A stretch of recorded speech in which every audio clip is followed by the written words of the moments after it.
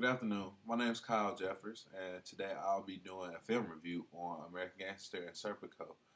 Um, Serpico is actually a film about a clean cop who pretty much sets himself up for failure by doing the right thing. Um, American Gangster is a film about Frank Lucas and his rise and demise. Um, Frank Serpico is played by Al Pacino in Serpico. Um, Al Pacino does a great job with embodying the character and his emotions.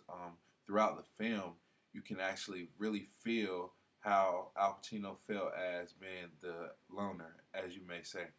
Um, these two films are very, very similar with a hint of, I guess you can say, crime. Um, in American Gangster and Serpico, there are two cops that are being portrayed as good cops. That they're good cops because they won't take money um, and indulge in criminal activity. Um, in this movie, Serpico, the shots, angles, and the camera for it to be the 1970s were that it was excellent. You can't really tell that it was the 70s.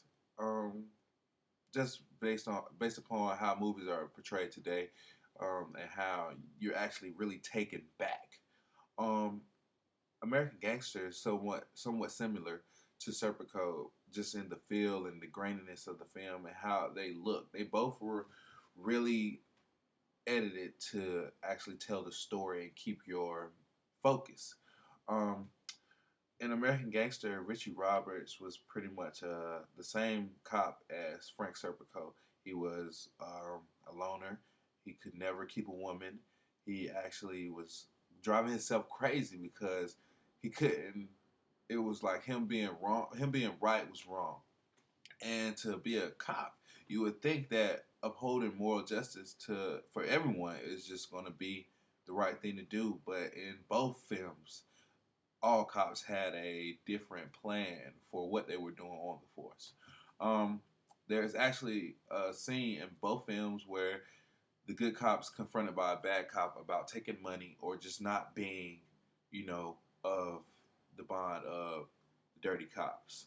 Um, One thing I really enjoyed about Serpico were the ceiling, not the ceiling, but the roof shots.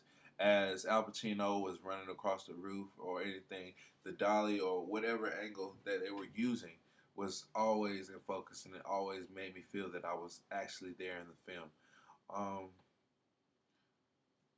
I just want to say thank you to Dr. Robinson for shedding the light of Serpico to a lot of us, because a lot of us haven't seen Serpico, and to see that and to be able to compare and contrast a movie that came from our time period, his time period, it just shows that film is actually a recreation of art every time, just in different standards. Thank you.